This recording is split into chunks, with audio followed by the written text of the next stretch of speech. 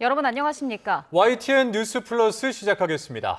정부가 용산공원 전체를 주택 공급지로 활용하는 방안을 검토하고 있다고 밝혔습니다. 10분의 1 규모인 어린이 정원도 활용해서는 안 된다는 이 서울시와의 갈등이 깊어질 것으로 보입니다. 김웅래 기자입니다. 8.13 공급대책 발표 하루 만에 기자들과 다시 만난 김윤덕 국토교통부 장관.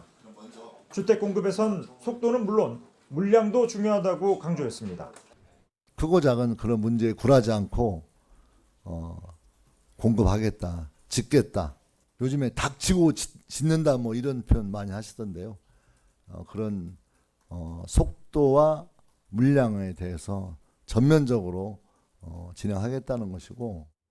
김 장관은 주택 공급에 있어서만큼은 모든 가능성을 열어놓고 있다고 강조했습니다. 그러면서 용산 어린이 정원을 넘어 용산공원 전체를 주택 공급지로 검토하고 있다고 말했습니다. 용산공원을 둘러싼 법적, 환경적 문제들이 있지만 부동산 공급 책임자로서 어떻게든 집 짓는 방향으로 생각한다는 겁니다. 용산공원을 주택 공급지로 활용하는 방안은 8.13 대책 발표 직후 수면 위로 떠올랐습니다. 청와대 하준경 경제성장수석이 언론 인터뷰에서 용산공원에 대한 사회적 논의 필요성을 꺼낸 데 이어 주택정책 실무 책임자인 김희타 국토부 1차관도 공원 부지를 주택 공급에 활용해야 한다는 의견도 많다고 언급한 겁니다. 용산공원은 90만 평 정도로 어린이 정원의 10배 규모입니다. 서울시는 어린이 정원조차도 안 된다며 공급 부지 활용에 강하게 반대하고 있습니다. 이런 상황에서 용산공원까지 화두에 오른 만큼 정부와 서울시의 갈등은 깊어질 수밖에 없습니다.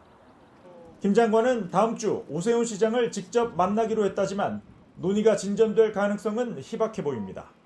YTN 김웅래입니다. 국토교통부가 신속한 주택 공급 방안으로 용산공원을 언급하자 서울시는 곧바로 반대 입장을 거듭 밝혔습니다. 당장의 이 공급 목표를 채우려고 공원을 훼손해서는 안 된다며 사회적 논의와 공감대가 필요하다는 입장을 분명히 했습니다. 자, 취재기자 연결해봅니다. 이정미 기자, 서울시 입장은 변함이 없군요. 그렇습니다. 용산공원 전체를 주택 공급지로 활용하는 방안을 검토한다는 김윤덕 국토교통부 장관의 발언이 공개되자 서울시가 조금 전 반대 입장을 다시 냈습니다. 대규모 도심 녹지인 용산공원을 훼손해서 주택을 공급하는 것은 매우 신중해야 한다는 겁니다. 용산공원은 단순한 유휴 부지가 아니라 기후 위기 시대에 시민의 삶을 지키고 미래 세대에 온전히 물려줘야 할 국가 자산이라는 점도 강조했습니다. 용산공원 조성특별법의 기본 취지도 언급했습니다. 용산공원을 최대한 보전해 자연 생태 공간으로 조성하자는 게 특별법의 취지라는 겁니다. 이는 앞서 오세훈 서울시장이 여러 차례 밝혀왔던 반대 입장과 다르지 않습니다. 오 시장은 용산공원의 10분의 1 규모인 어린이 정원조차도 주택 공급에 활용해선 안 된다는 입장을 밝혀왔습니다. 들어보시죠. 아무리 급해도 종자씨는 먹어치우지 않는다 이런 말도 하잖아요. 절대 용산공원은 일부라도 그런 식으로 주택을 공급하는 용도로 쓸 수 없다. 동의할 수 없다. 특별법상 용산 어린이공원에 주택을 개발할 수는 없지만 국가가 필요하다고 판단해 용도를 바꾸면 불가능하진 않습니다. 서울시는 어제 브리핑에서 서울시 자체는 사실 협의기관일 뿐이라면서도 공원을 훼손하면서 주택을 공급하는 건 적절하지 않다고 강조했습니다. 이제 관심은 다음 주에 이뤄질 김윤덕 장관과 오세훈 서울시장과의 회동입니다. 서울시는 관련 회동에 대해서는 언급을 자제했습니다. 용산공원 개발은 사회적 논의와 공감대 없이 추진할 사안이 아니라고 분명히 선을 긋긴 했지만 공감대 조성을 위한 논의 자체를 닫아둔 건 아닙니다. 오 시장은 지난달에도 김윤덕 장관을 비공개로 만나 주택 공급 활성화 방안을 논의했습니다. 지금까지 전국부에서 YTN 이정미입니다. 민주당이 8.13 부동산 대책을 두고 신속한 입법 지원을 약속하면서도 성난 민심을 예의주시하는 분위기입니다. 국민의힘은 오세훈 서울시장까지 국회로 불러들여 공세 수위를 높였습니다. 이현정 기자가 보도합니다. 민주당은 정부의 8.13 부동산 대책에 공급 절벽을 메우겠다는 각오가 담겼다고 평가하며 강하게 뒷받침하겠다고 강조했습니다. 인허가 단축과 택지 확보, 도심 공급 확대에 필요한 법안을 신속하게 뒷받침하고 하지만 지도부의 방침과 달리 당 안팎으로는 위기감이 팽배합니다. 전날 비공개 회의에서 총선에 미칠 영향을 우려하는 목소리가 나온 데 이어 부동산 민심에 민감한 수도권 의원들 사이에서도 불만이 감지됐습니다. 서울의 지역구를 둔 민주당 의원은 YTN과의 통화에서 현재 공급 계획만으로는 성난 민심을 달래기 역부족일 것 같다고 불안감을 내비쳤습니다.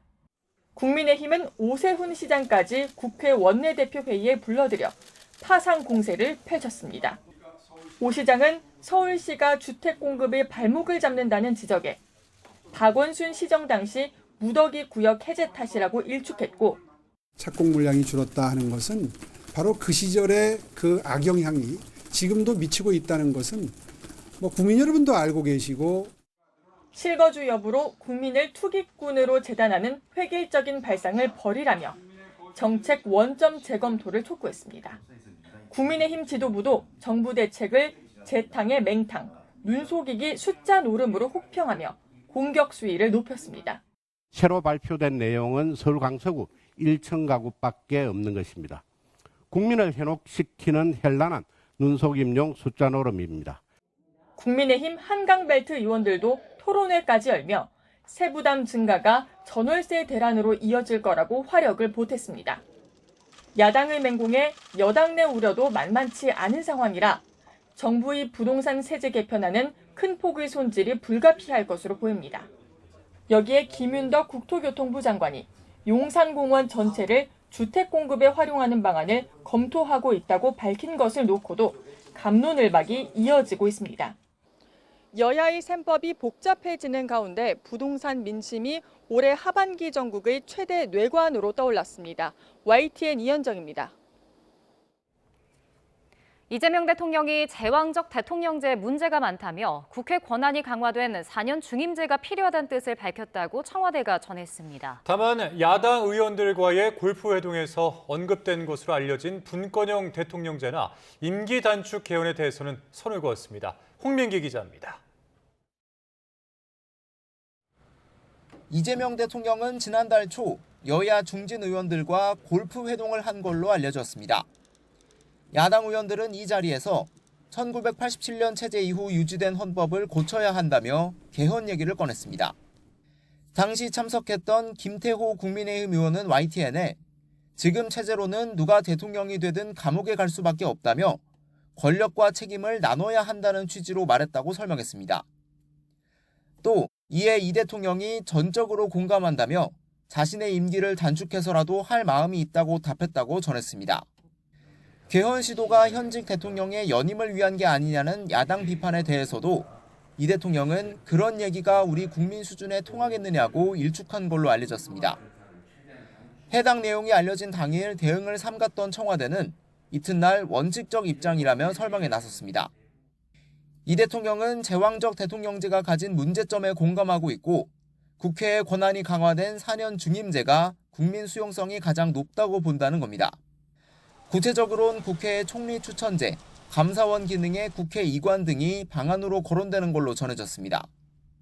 청와대는 또 개헌은 국회의원 200석 이상 동의가 필요한 만큼 국회에서 논의해 추진하는 게 바람직하다고 강조했습니다. 다만 이는 골프 회동과 관련 없는 얘기라며 거듭 부인했고 내각제나 분권형 대통령제를 의미하는 것도 아니라고 선을 그었습니다. 앞서 이 대통령은 지난 2번의 대선에서 4년 연임제 개헌을 공약했지만 임기 단축에 대해선 신중한 태도를 보였습니다.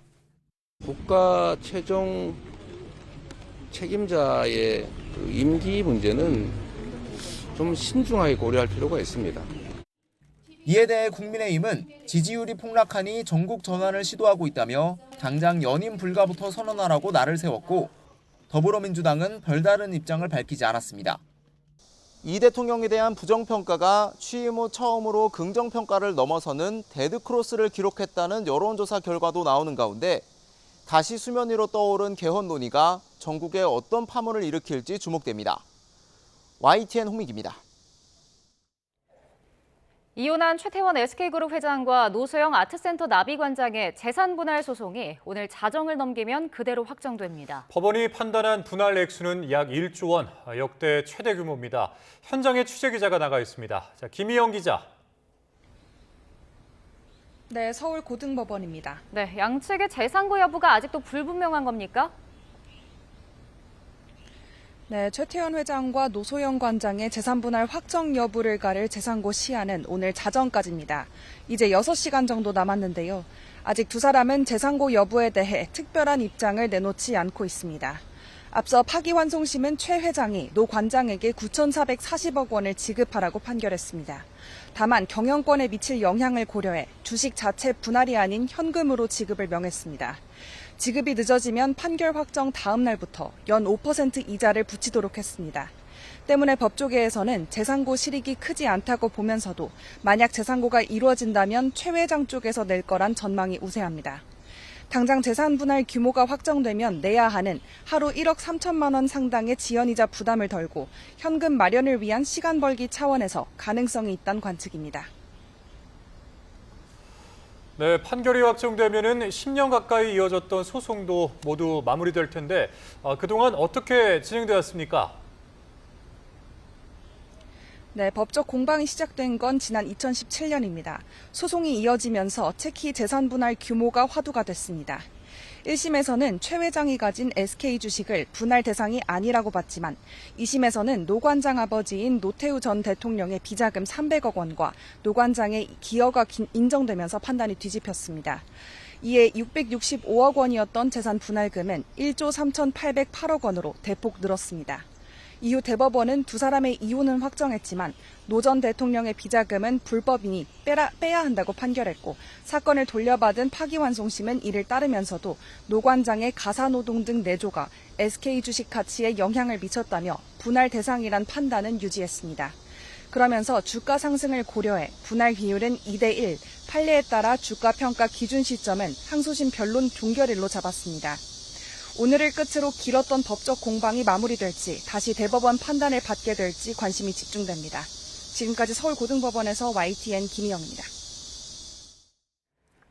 지난달 경기 성남시에서 헤어진 연인을 살해한 50대 남성이 구속됐습니다. 네, 자신이 스토킹 혐의로 검찰에 넘겨졌다는 걸 알게 된 당일에 이 흉기를 구입한 것으로 조사됐는데 경찰은 계획 범행으로 보고 보복살인 혐의를 적용했습니다. 김태원 기자입니다. 모자와 마스크도 모자라 묶인 양손으로 얼굴을 가린 남성이 경찰관들에 붙들려 빠른 걸음으로 법정으로 향합니다. 지난달 경기도 성남시에서 옛 연인에게 흉기를 휘둘러 숨지게 한 50대 남성 A씨가 법원의 구속영장 심사에 출석했습니다. 송치 소식 듣고 흉기 구매한 거 맞습니까? 하야하신 이유가 뭡니까? A씨는 줄곧 자신의 범행이 우발적이었다고 주장해왔습니다. 그런데 YTN 취재 결과 경찰은 A씨가 범행을 치밀하게 준비한 정황을 확인한 것으로 파악됐습니다. 지난 6월 27일 오전 피해자를 스토킹한 혐의로 자신의 사건이 송치됐다는 문자를 검찰로부터 받았고 같은 날 밤 11시쯤 인터넷 쇼핑몰에서 범행에 쓰인 흉기를 구입한 게 휴대전화 포렌식 과정에서 드러난 겁니다. 경찰은 피해자의 고소로 처벌받을 위기에 놓이자 앙심을 품고 범행을 계획한 것으로 보고 보복살인 혐의를 적용했습니다. 형법상 살인죄의 법정 형량은 징역 5년 이상부터 시작하지만 가중 처벌되는 보복살인은 징역 10년이 가장 낮은 형량입니다. 범행 직후 자해를 해 40일 가까이 입원 치료를 받아온 A씨는 퇴원하자마자 긴급 체포됐고 법원은 구속 필요성이 인정된다며 구속영장을 발부했습니다. 경찰은 범행 경위 등을 추가로 조사한 뒤 사건을 검찰에 넘길 방침입니다. YTN 김태원입니다. 30대 아들과 뇌병변 장애인 60대 어머니가 숨진 서울 가양동 아파트 화재 원인을 밝히기 위한 합동감식이 진행됐습니다. 감식팀은 발화 지점으로 추정되는 창고방을 집중적으로 살펴봤는데 이 정확한 원인 규명을 위해서 추가 감식을 벌일 예정입니다. 최승원 기자입니다. 까맣게 그을린 집 앞에 불에 탄 가재 도구가 널려 있습니다. 출입 통제선이 쳐진 현관 앞엔 숨진 모자를 추모하는 국화꽃다발이 놓였습니다. 경찰 과학수사대와 소방화재조사팀은 화재 발생 사흘 만에 현장을 찾아 합동감식을 벌였습니다. 합동감식팀은 불이 시작된 것으로 추정되는 창고방을 중심으로 집안 곳곳을 살피며 감식을 벌였습니다. 감식 결과 불이 난 세대의 스프링클러는 설치돼 있지 않은 것으로 파악됐습니다. 1992년 준공된 15층 이하 아파트라 당시 16층 이상으로 정했던 의무 설치 대상 건물은 아닙니다. 대신에 천장에 설치된 자동 확산 소화기는 정상적으로 작동한 것으로 조사됐습니다. 한 차례로는 정확한 화재 원인을 찾지 못해 오는 17일 오전 추가로 감식하기로 했습니다. 그 작은 방 쪽으로 해서 확인했고 일단 좀 더 봐봐야 되는 상황이라 지금은 말씀드리기 어렵네요. 경찰은 모자가 숨진 원인을 파악하기 위해 부검을 실시했는데 1차 구조 소견에선 특이점이 발견되지 않은 것으로 전해졌습니다. 다만 부모를 돌보던 아들과 뇌병변 장애로 거동이 불편한 어머니가 미처 대피하지 못하고 추락했을 가능성에 무게를 두고 있습니다. YTN 최승훈입니다.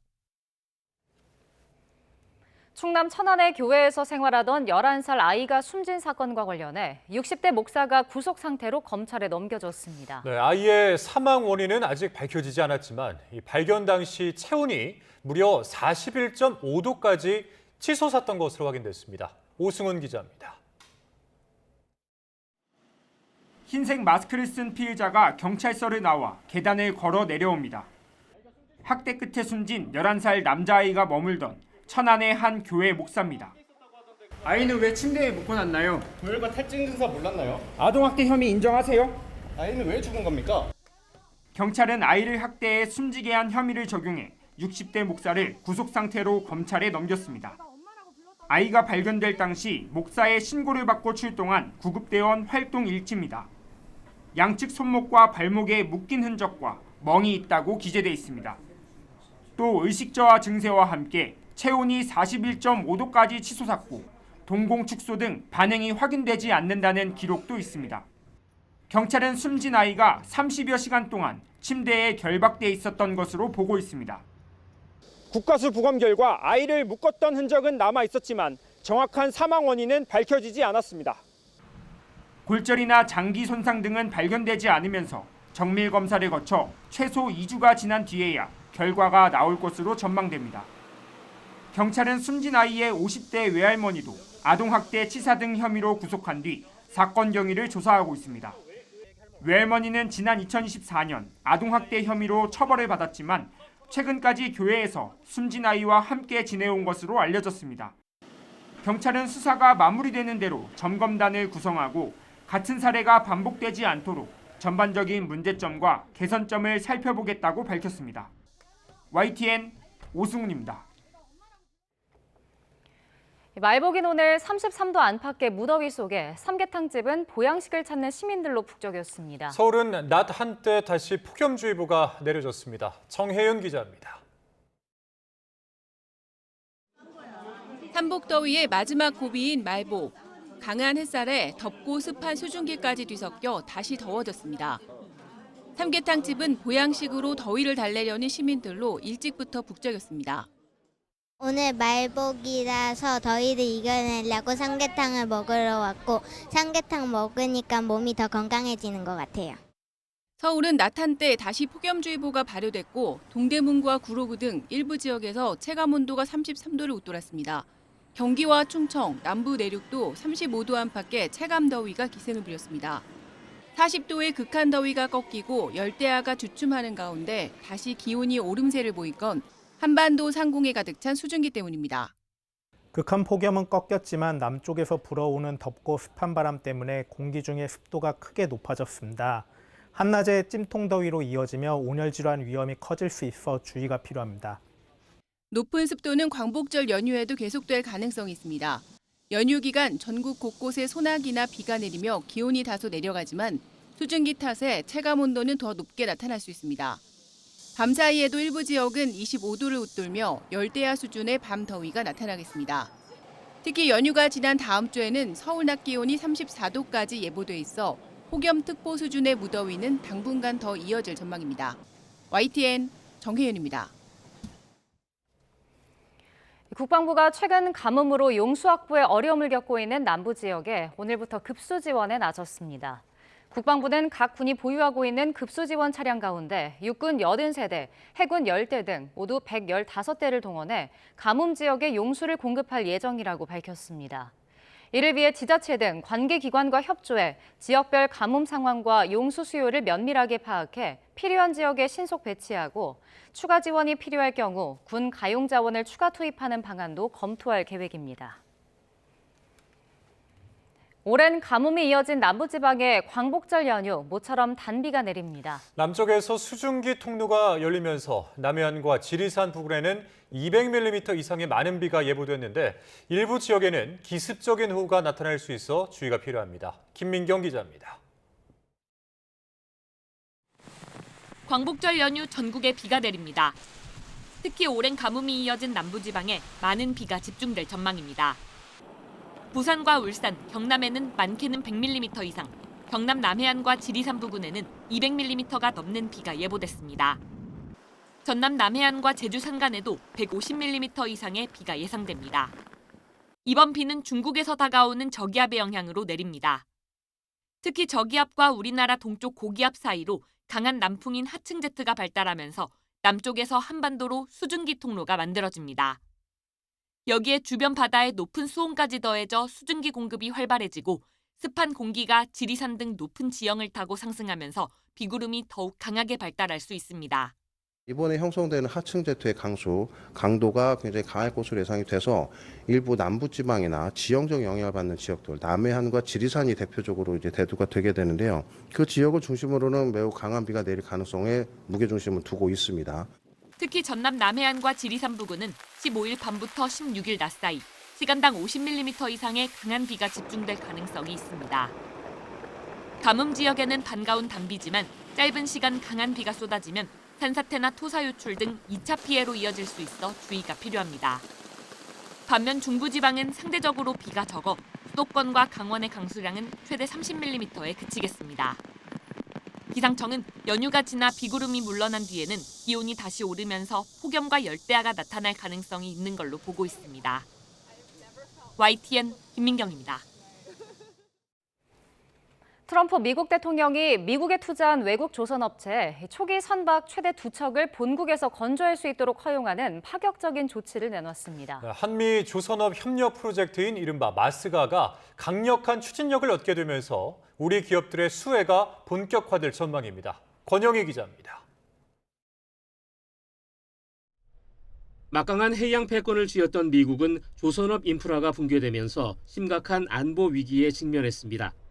중국이 기하급수적으로 해군력을 팽창시키고 있지만 미국의 선박 건조 능력은 사실상 제자리 걸음에 머물고 있습니다. We don't build ships in America anymore. They come from South Korea and from China. In 2022, America built 5 commercial ships. China built 1,800 commercial ships in 2022. 이 위기를 타개하기 위해 트럼프 대통령은 파격적인 각서에 서명했습니다.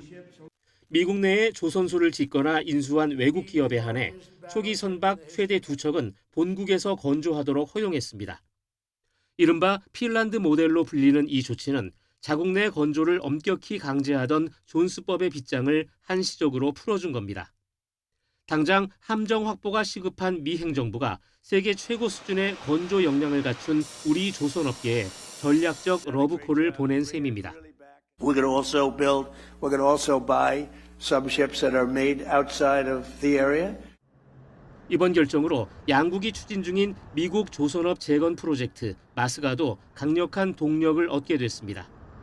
미국 필리 조선소를 인수한 한화그룹 등 K조선엔 확실한 청신호가 켜졌습니다. 현지화 초기의 투자 리스크와 인력 부족 문제를 덜고 미 방산 시장에 연착륙할 길이 열렸습니다. 동맹의 역량을 빌려 안보 공백을 메우려는 미국의 실리적 선택 속에 K조선이 미 해군력 재건의 핵심 파트너로 부상하고 있습니다. YTN 권영입니다. 코스피가 15일 거래일 만에 장중 7,000선을 탈환했습니다. 종가는 7,000에 못 미쳤지만 외국인 순매수에 힘입어 5거래일째 상승세를 나타냈습니다. 류화룡 기자입니다. 2.7% 오른 채 출발한 코스피가 2.4% 오른 6,970선에서 장을 마쳤습니다. 장중에는 지난달 24일 이후 15거래일 만에 7천을 넘어 7,010선까지 올랐습니다. 삼성전자는 2.4%, SK하이닉스는 3.3% 상승했고 현대차와 현대모비스, SK와 삼성 SDI, 한화오션과 SK이노베이션, SK텔레콤과 LG 등은 5% 이상 급등했습니다. 미국 7월 소비자 물가에 이어 생산자 물가 상승률 둔화로 미 연방준비제도의 9월 기준금리 인상 우려가 잦아들고 국제유가와 미 국채금리가 하락한 점이 외국인 투자자 순매수를 불러왔습니다. 외국인은 개인과 기관의 매도 물량을 받아내며 홀로 3조 원 이상 순매수를 했습니다. 뉴욕 증시에서 샌디스크 주가가 폭등하는 등 글로벌 메모리 반도체 기업 주가가 강세를 보인 점은 반도체 회의론을 잠재웠습니다. 반도체에 대한 의심이 컸는데 이번에 엔비디아 관련된 이제 미국의 여러 그 회사들의 실적이 상당히 좋았습니다. 결국 데이터 센터 수요가 굉장히 많다는 게 증명이 됐고 이는 곧 우리나라 삼성전자, SK하이닉스의 메모리 수요가 탄탄하다는 걸 또 입증한 그런 사례가 됐던 것 같고요. 음식료와 화장품, 조선과 2차 전지 등 주요 업종들의 3분기 실적 호조 역시 반도체 외 주도주로 매수세가 확산되는 기폭제가 됐습니다. 다만 사흘 연휴를 앞둔 관망 심리 속에 5거래 연속 상승에 따른 차익 실현 매물이 쏟아지며 상승폭은 장 후반 들어 다소 둔화됐습니다. 코스닥은 0.8% 오른 채 출발해 장중 하락했지만 낙폭을 만회해 0.4% 오른 860선에서 마감했습니다. 원달러 환율은 1,410원대에서 횡보하다 1,418.3원으로 주간 거래를 마쳤습니다. YTN 유환홍입니다. 정부가 청년층에 4억 원 이하 비아파트 주택 구입을 지원하는 청년 미래 보금자리론 도입을 두고 비판 여론이 잇따르자 청년에게 추가 기회를 주기 위한 의도였다며 진화에 나섰습니다. 금융위원회는 오늘 관련 설명 자료를 배포하고 청년 미래 보금자리론은 기존의 아파트 대상 정책대출 상품과 별도로 지원 혜택을 추가 마련한 것이라고 설명했습니다. 금융위는 청년층이 이번 상품을 통해 비아파트 주택을 사더라도 이후 아파트 구입 시에 적용되는 생애 최초 우대 혜택은 사라지는 것이 아니라고 해명했습니다. 금융권의 가계대출 억제 기조 속에 가계대출 증가액이 2달 연속 감소세를 나타냈습니다. 금융위원회, 금융감독원 그리고 한국은행에 따르면 지난달 가계대출 증가액은 6조 2천억 원으로 6월에 이어서 2달째 감소했습니다. 주택담보대출이 3조 5천억 원, 기타 대출이 2조 7천억 원 증가했지만 각각 6월보다는 증가액이 줄었습니다. 국회 선관위 특검 후보자 추천위원회가 오늘 국회에서 회의를 열고 이태안, 이혁 변호사를 추천하기로 의결했다고 밝혔습니다. 추천위원회는 대한변호사협회와 법률전문대학원 협의회가 각각 3명씩 추천한 6명의 변호사를 두고 독립적이고 공정한 수사를 진행할 수 있는지와 전문성을 갖췄는지 등을 심사해 2명을 결정했다고 밝혔습니다. 사법연수원 20기인 이혁 변호사는 법무부 감찰 담당관과 서울고검 검사 등을 지냈고 연수원 23기 이태안 변호사는 수원지검과 서울 남부지검 부장검사 등을 역임했습니다. 선관위의 각종 비위 의혹을 들여다보고 있는 검경합동수사본부가 선관위가 특정 업체들의 일감을 몰아줬다는 정황을 포착해서 강제 수사에 나섰습니다.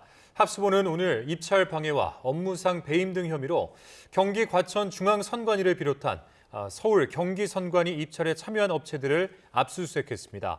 이들 업체는 선관위와 공모해서 사전투표함 제작 사업을 사실상 단독 낙찰받기로 모의하고 입찰 경쟁 과정에 들러리 업체를 내세운 혐의를 받습니다. 2차 종합특검이 윤석열 전 대통령에 대한 체포영장 집행을 막았다는 혐의로 나경원, 김기현 의원 등 국민의힘 의원 4명을 불구속 기소했습니다. 종합특검이 국민의힘 의원들을 재판에 넘긴 건 이번이 처음인데 국민의힘은 정치 탄압이라고 반발했습니다. 우종은 기자입니다. 지난해 1월 15일 윤석열 전 대통령에 대한 공수처의 2차 체포영장 집행 소식이 전해지자 국민의힘 의원 30여 명은 한남동 관저 앞에 집결했습니다. 체포영장 집행이 불법이라며 즉각 중단을 촉구하고 대치를 벌였습니다. 불법 영장의 불법 체포, 임의로 침범하는 매우 나쁜 선례를 반복해서 남겼습니다. 관련해 종합특검팀이 당시 현장을 찾았던 나경원, 김기현, 윤상현, 권영진 의원 등 국민의힘 의원 4명을 재판에 넘겼습니다. 지난 2월 출범한 종합특검이 국민의힘 의원들을 기소한 건 이번이 처음입니다. 특검은 이들이 윤 전 대통령 지지자들과 인간 벽을 만들어 공수처의 정당한 영장 집행을 방해했다고 판단했습니다. 내란 특검은 물리력 행사 여부가 확인되지 않았다며 혐의 없음 결론을 내렸는데 종합특검은 특수공무집행 방해죄 성립이 가능하다고 본 겁니다. 앞서 종합특검은 나의원 등의 소환을 통보했지만 불출석 사유서와 서면 진술서만 제출되면서 대면 조사는 성사되지 않았습니다. 국민의힘은 강하게 반발했습니다. 나경원 의원은 야당 의원 한 명이라도 더 법정에 세워 입을 틀어막겠다는 정치 탄압이라고 지적했고, 김기현 의원은 없는 죄도 만들어내려는 정치 난동에 불과하다고 비판했습니다. 당 차원에서도 법리가 아닌 정치적 계산에 따른 기소라고 이 같은 주장에 힘을 실었습니다. 특검은 공수처 공무원들의 진술과 94GB에 이르는 현장 체증 영상 등을 토대로 혐의를 확인했다는 입장인데, 과거 내란 특검 수사 결론과 상반되는 이번 기소에 법원이 어떤 판단을 내릴지 관심이 쏠립니다. YTN 우종훈입니다. 검찰 미래위원회가 성남FC 사건과 경기도 법인카드 유용 의혹 등을 추가 조사 대상으로 선정했습니다. 재판이 진행 중이거나 이 대통령 등 여권 인사가 연루된 사건이 포함돼 논란이 있을 수 있다는 관측도 나오고 있습니다. 배민혁 기자입니다. 과거 검찰의 권한남용 사례를 들여다보는 법무부 산하 검찰 미래위원회가 진상조사 대상을 늘렸습니다. 12건이 새로 이름을 올렸습니다. 성남FC 사건과 경기도 법인카드 유용 의혹, 백현동 개발 의혹 등 이 대통령이 연루된 사안도 포함됐습니다. 성남FC 사건은 이 대통령이 성남FC 구단주로 있던 성남시장 시절 기업들이 인허가 편의 등을 대가로 후원금을 냈다는 의혹이고, 경기도 법인카드 유용 의혹은 이 대통령이 경기도지사로 재임하던 2018년 7월부터 21년 10월까지 경기도 법인카드를 음식대금 등으로 사용했다는 내용입니다. 문재인 전 대통령 사위 특혜 채용 의혹과 울산시장 선거 하명 수사 의혹 등 여권 인사들이 기소된 사건도 추가됐습니다. 기존 쌍방울 대북 송금, 대장동 개발 특혜 의혹 사건 등에 더해 조사 대상은 모두 19건으로 늘게 됩니다. 다만 일각에선 우려 섞인 목소리도 감지됩니다. 여권 인사가 관여됐거나 재판이 진행 중인 사안이 있는 만큼 조사 결과가 공소 취소 등 근거로 활용되지 않겠느냐는 겁니다. 미래의 측은 인권 침해 피해의 중대성, 국민적 관심과 사회적 파장, 재발 방지 필요성 등을 고려했다고 선정 이유를 설명했습니다. YTN 배민혁입니다. 마약 수사 외압 의혹을 제기해왔던 백혜룡 경정이 합동수사단에서 함께 활동했던 임은정 서울 동부지검장을 고소했습니다. 백 경정은 오늘 경찰청 국가수사본부에 임 검사장에 대한 직권남용, 명예훼손 혐의 고소장을 냈습니다. 백 경정은 임 검사장이 합수단을 운영하며 자신의 수사팀을 직제에 두지 않아 압수수색 등 강제 수사가 불가능했다며 직권을 남용했다고 주장했습니다. 또 임 검사장이 이끈 동부지검이 세관 마약 수사 외압 의혹에 대해서 실체가 없다는 취지로 수사 결과를 발표해 자신의 명예를 훼손했다고도 덧붙였습니다. 악질적인 불법 추심으로 홀로 아이를 키우던 여성을 죽음으로 내몬 30대 사채업자가 항소심에서도 실형을 선고받았습니다. 다만 피해자 일부와 합의한 점이 참작돼서 1심보다는 형량이 줄었습니다. 송수현 기자입니다. 2년 전 6살 배기 딸을 혼자 키우던 30대 여성이 스스로 세상을 등졌습니다. 안타까운 죽음 뒤엔 딸의 유치원에까지 전화해 빚을 갚으라고 독촉하는 악질적인 불법 추심이 있었다는 게 YTN 보도로 알려지며 공분을 샀습니다. 무등록 사채업자 30대 김모 씨는 숨진 여성 말고도 6명에게 돈을 빌려줬습니다. 이들에게 연 2,000에서 5,000%에 이르는 높은 이자를 요구하고 수백 차례 협박한 혐의로 법정에 섰습니다. 정말 협박 문자 보낸 적 없어요? 네, 없습니다. 혐의 모두 부인하는 거예요? 피해자들한테 하고 싶은 말은 없어요? 사건 발생 1년 반 만에 열린 1심 선고 공판에서 징역 4년이 선고됐고 보석으로 풀려났던 김 씨는 법정 구속됐습니다. 항소심에서도 실형이 선고됐습니다. 재판부는 채무자들과 가족, 지인에게 입에 담기조차 힘든 인신공격을 하며 불법 추심을 해 죄질이 무겁다며 징역 3년 6개월을 선고했습니다. 김 씨와 합의한 피해자 일부가 처벌을 원하지 않는다고 탄원한 게 유리한 정상으로 참작되면서 1심보다는 형량이 줄었습니다.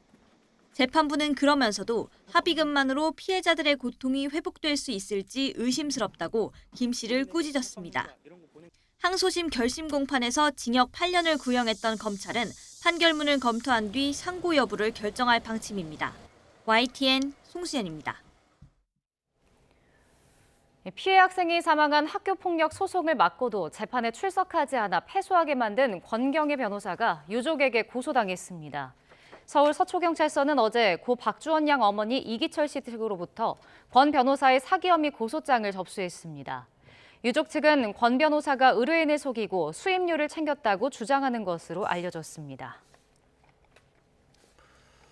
수원지방검찰청 여주지청이 오늘 열린 개그맨 이진우 씨의 상습 도박, 음주운전 혐의 사건 결심 공판에서 징역 2년을 구형했습니다. 이 씨는 지난 2023년 5월부터 1년여 동안 660여 차례에 걸쳐 8억 7천여만 원 규모의 상습 도박을 한 혐의를 받고 있습니다. 이 씨는 또 지난해 9월 술을 마신 채로 70km가량 운전한 혐의도 받고 있습니다. 수원 광교 신도시 일대 나타났던 도마뱀이 일광욕을 즐기는 모습이 또 포착됐습니다. YTN 취재진이 만난 소유주는 키우던 도마뱀이 환기를 틈타 창문으로 빠져나갔다고 말했습니다. 수색이 장기화되면서 포획 틀 설치가 추진됩니다. 최기성 기자가 취재했습니다. 오전 10시쯤 수원시 광교 홍제도서관 인근에 있는 한 하천입니다. 바위 위에 도마뱀 한 마리가 일광욕을 즐기는 듯 앉아있는 모습이 보입니다. 지난 11일 처음 신고됐던 도마뱀이 또 등장한 겁니다. 나흘째 목격 신고가 잇따르면서 소방과 수원시 관계자들이 연일 수색에 나섰지만 주변에 바위가 많고 수풀이 무성해 포획에는 실패했습니다. 되어 저희 대원들이 출동해서 2시간가량 수색했는데 발견하지 못했고 저희 추가 신고가 접수되면 다시 확인할 예정입니다. 수색이 장기화하면서 수원시는 현장에 포획 틀을 여러 개 설치하는 방안을 추진하고 있습니다.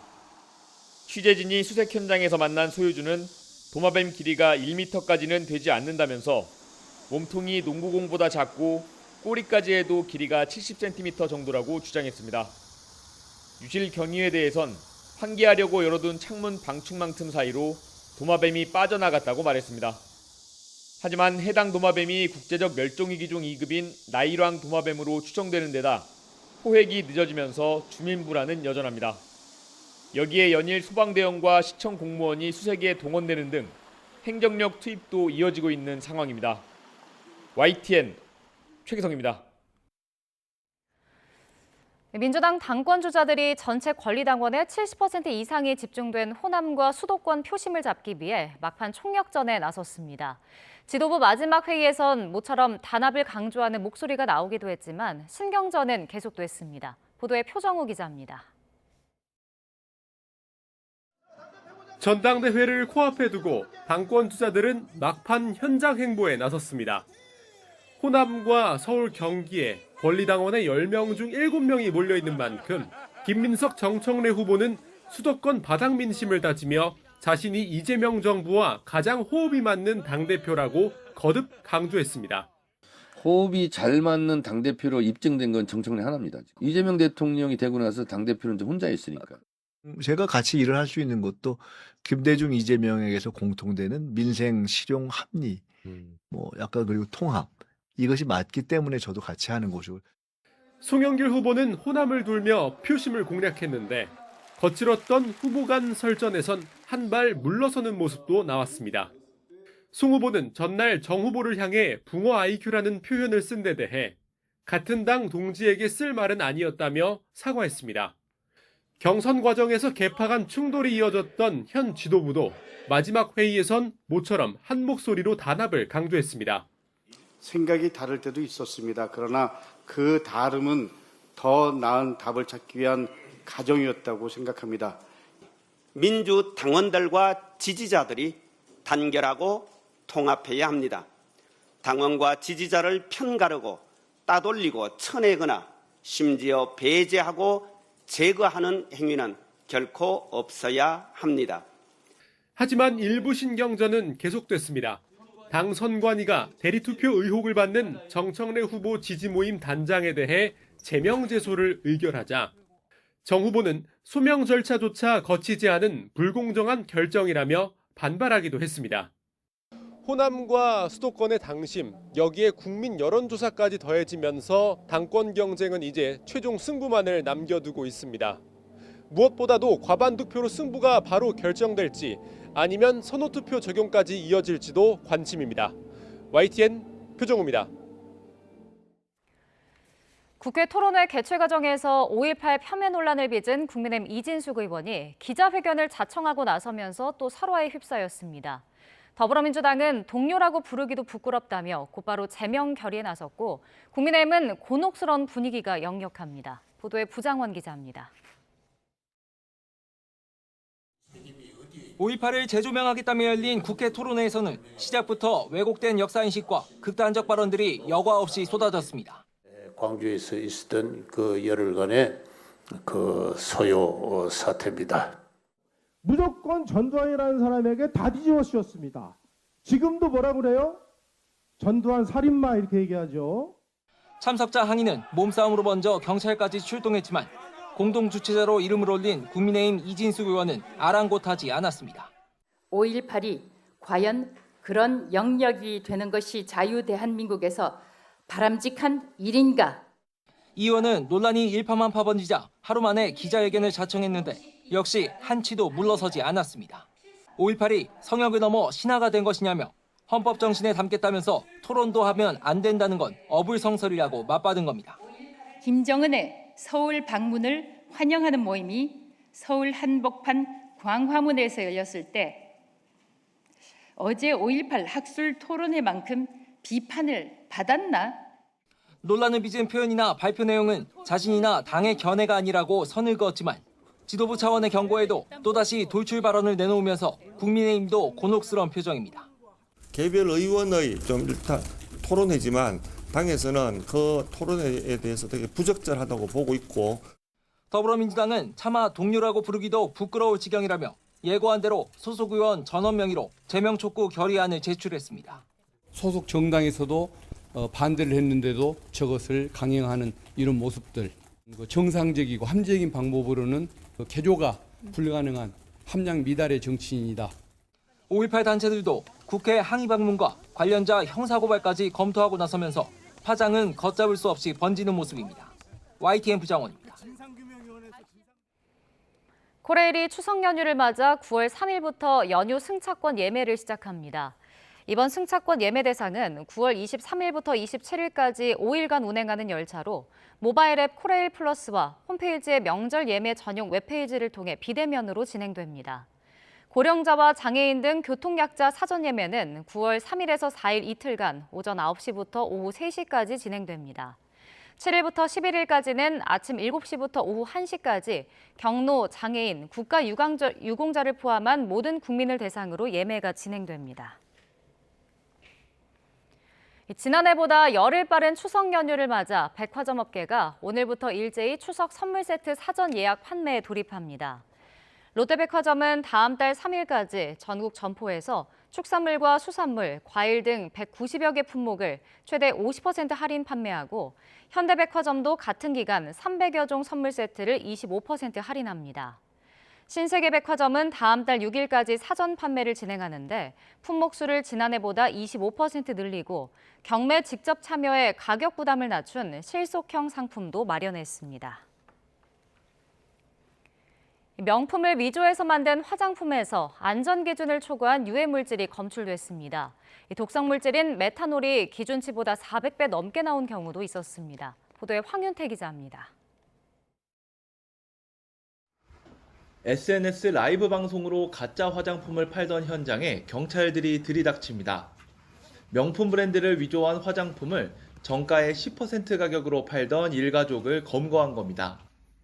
경찰이 압수한 화장품 34개의 성분을 검사했더니 11개 제품에서 기준치를 초과한 유해 물질이 나왔습니다. 특히 향수 6종에서는 메탄올이 73.7%에서 96.9% 검출됐는데 0.2% 이하인 허용 기준을 최대 484배까지 초과한 수치입니다. 정품 향수에서는 에탄올을 쓰는데 위조 향수는 원가를 줄이기 위해 독성이 강한 메탄올을 넣은 것으로 소비자원은 보고 있습니다. 시신경이 망가져요. 그래서 눈이 멀게 돼요. 명백하게 인체 유해성이 확인된 물질이라서 사람이 흡입하거나 마시는 그 제품에는 절대 쓰면 안 되는 거예요. 또 핸드크림과 보디미스트 등 4개 위조품에서는 사용이 금지된 보존제 성분이 확인됐습니다. 립스틱 한 개에서는 안전기준치를 넘긴 납까지 나왔습니다.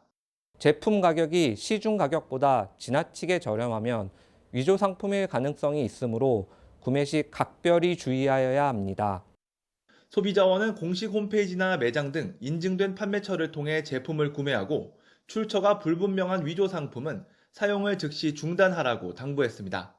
YTN 황윤태입니다. 미국 정부의 유학생 비자 제도 변경으로 체류 조건이 대폭 까다로워지면서 이 한인 유학생들의 각별한 주의가 요구됩니다. 주 로스앤젤레스 총영사관이 개최한 온라인 설명회에 따르면 앞으로 유학생의 기본 체류 기간은 최대 4년으로 제한되며 연장을 위해서는 이민국의 엄격한 심사를 통과해야 합니다. 전문가들은 공항 입국 심사가 한층 깐깐해질 것으로 예상되는 만큼 미국에 재입국할 때 학생 신분 유지 증빙 서류와 성적표를 반드시 지참할 것을 조언했습니다. 일본 집권 자민당 주요 간부인 당 사역이 한국 광복절이다 일본 패전일인 내일 야스쿠니 신사를 참배할 것으로 보인다고 산케이 신문이 오늘 보도했습니다. 보도에 따르면 자민당 스즈키 슈니치 간사장, 아리무라 하루코 총무회장 등이 내일 야스쿠니 신사 참배를 조율하고 있습니다. 그동안 개별적으로 야스쿠니 신사를 참배한 자민당 간부는 있었지만 당 사역이 단체로 참배하는 것은 이례적이라고 산케이는 밝혔습니다. 트럼프 미국 대통령이 다음 달 초부터 드론과 드론 부품에 최대 100%의 관세를 매깁니다. 사실상 전 세계 시장을 장악한 이 중국을 겨냥한 것으로 보이는데 동맹인 한국과 일본, 유럽연합 등엔 15%를 물리기로 했습니다. 김종욱 기자입니다. 트럼프 대통령이 서명한 포고문에서 최대 100% 관세 부과 대상은 국가 안보 측면에서 민감한 특정 크기나 기능을 갖춘 드론, 도킹 스테이션, 특정 핵심 부품입니다. 최대 이륙 중량이 25kg을 넘는 드론과 열화상 기능을 갖춘 드론이 포함됩니다. 이보다 크기가 작고 국가 안보에 중대한 영향을 미치는 특정 기능이 없는 드론은 25%를 매깁니다. 100% 관세는 미국 동부 시간 9월 3일, 25% 관세는 내년 2월 9일부터 적용됩니다. 우방국인 한국과 일본, 타이완, 유럽연합 등에서 수입되는 드론과 부품에는 15%, 영국산에는 10% 관세가 부과됩니다. 한국으로선 미국의 공급망 재편 과정에서 기회인 셈인데 다만 이 관세를 적용받으려면 중국산 주요 부품을 쓰지 않았다는 게 입증돼야 합니다. 트럼프 대통령은 러트닉 상무장관이 무역확장법 232조 조사 보고서를 냈다며 무인 항공체계와 부품이 국가안보를 훼손할 우려가 있는 상황에서 수입되고 있다는 장관의 판단에 동의한다고 결정 배경을 설명했습니다. 백악관은 드론이 현대전 핵심 기술로 미군 작전에 중요하다며 드론 관세 프로그램은 국가안보와 국방, 관련 산업 기반을 보호해 미국 내 일자리를 지원 창출할 거라고 강조했습니다. 이란 전쟁이 보여주듯 저가 드론의 중요성이 급격히 커진 데 비해 미국 내 생산 능력이 턱없이 부족하고 핵심 부품을 수입에 지나치게 의지해 사이버 보안 위협과 정보 유출 위험이 커졌음을 인정한 셈입니다. 지난해부터 드론 수입품이 국가 안보에 미치는 영향을 조사해온 트럼프 행정부의 이번 조치는 무엇보다 중국을 겨냥한 것으로 보입니다. 중국은 전 세계 소비자용 드론의 약 90%, 기업 상업용 드론 시장의 70% 이상을 장악하며 사실상 독점해왔습니다. 앞서 지난해 8월 한국 정부는 미국 상무부에 낸 의견서에서 나라를 특정하진 않았지만 단 하나의 국가에 있는 소수 기업이 무인 항공 체계 시장을 장악하고 있다고 지적해 중국에 대한 우려를 간접 표출한 것으로 풀이됐습니다. YTN 김종욱입니다. 콜롬비아 대지진 사망자가 281명, 실종자는 최소 379명으로 늘었습니다. 에스프리아 대통령은 현지 시간 13일 기자회견에서 이렇게 밝히면서 부상자는 3,971명이고 44,936가구가 지진 피해를 봤다고 밝혔습니다. 이른바 골든타임인 72시간이 지나면서 실제로 생존자 추가 발견 가능성은 계속 낮아지고 또 이딴 여진에 구조대원들의 안전도 위협받고 있습니다. 중동 전쟁 여파로 호르무즈 해협의 기름 유출이 심각한 수준인 것으로 드러났습니다. 이대로 두면 최악의 환경 재앙이 될 수 있다는 우려가 커지고 있는데 이란은 해협을 지나는 선박들이 복구 비용을 내라고 주장했습니다. 김선중 기자입니다. 이란이 공개한 호르무즈 해협 인근의 게슘섬 모습입니다. 바다에서 연신 검은 기름이 차오릅니다. 해안가는 이미 검게 변해버렸고 섬 주변의 수풀도 검은색으로 물들었습니다. 오만쪽 상황도 비슷합니다. 환경단체 최신 위성사진 분석 결과 오만 앞바다에 기름띠가 2,000제곱킬로미터 이상을 뒤덮은 것으로 추산됐습니다. 오만 환경청도 지난 6월 아라비아해에서 좌추한 유조선 기름이 오만 본토 해안까지 도달했다고 밝혔습니다. 전문가들은 전쟁 여파로 기름 유출 사고가 2달가량 방치되면서 최악의 기름 유출 사고가 될 위험이 커졌다고 경고했습니다. 특히 이란과 오만은 물론 카타르와 바레인까지 호르무즈 해협을 식수로 활용하는 국가에는 대재앙이 될 수 있습니다. It's a very highly concerning development in the situation, and again, the shift from it being offshore to now confirmed shoreline contamination also raises the stakes considerably. 기름 유출 영상을 공개한 이란은 이번 피해를 통행료 부과 명분으로 활용했습니다. 에스마일 바가이 이란 외무부 대변인은 SNS를 통해 호르무즈 해협을 이용하는 선박들이 환경 피해 복구 비용을 부담해야 한다고 주장했습니다. 사실상 미국과 이란이 통행료 부과 여부를 놓고 협상을 하는 상황에서 이번 기름 유출을 빌미로 환경 기금을 내는 방식으로 합의될 수 있다는 관측도 나옵니다. YTN 김선중입니다. 이번 광복절 연휴 동안 날씨가 좋지 않습니다. 우선 내일은 중부지방에 소나기가, 남부지방에 비가 오겠고 모레부터는 전국으로 비가 확대되겠습니다. 연휴 마지막 날에는 오전까지 비가, 오후에는 또다시 소나기가 쏟아지겠습니다. 또 모레까지 경남 서부 남해안과 지리산 부근에 200mm 이상, 그 밖에 경남과 전남, 제주 산간에 최고 150mm 안팎의 많은 비가 내리겠습니다. 무더위도 계속됩니다. 내일과 연휴 마지막 날에는 서울 기온이 31도까지 오르는 등 한여름 더위가 기승을 부리겠고 모레는 기온이 조금 낮아지지만 체감 온도는 이보다 2, 3도가량 높아 후텁지근할 전망입니다. 날씨 정보였습니다.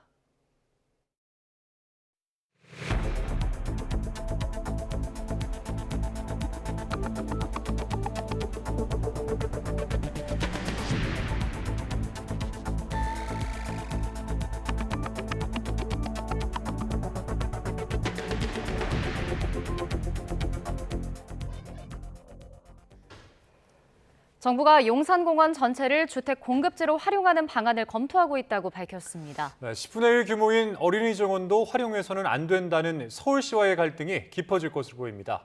김홍래 기자입니다.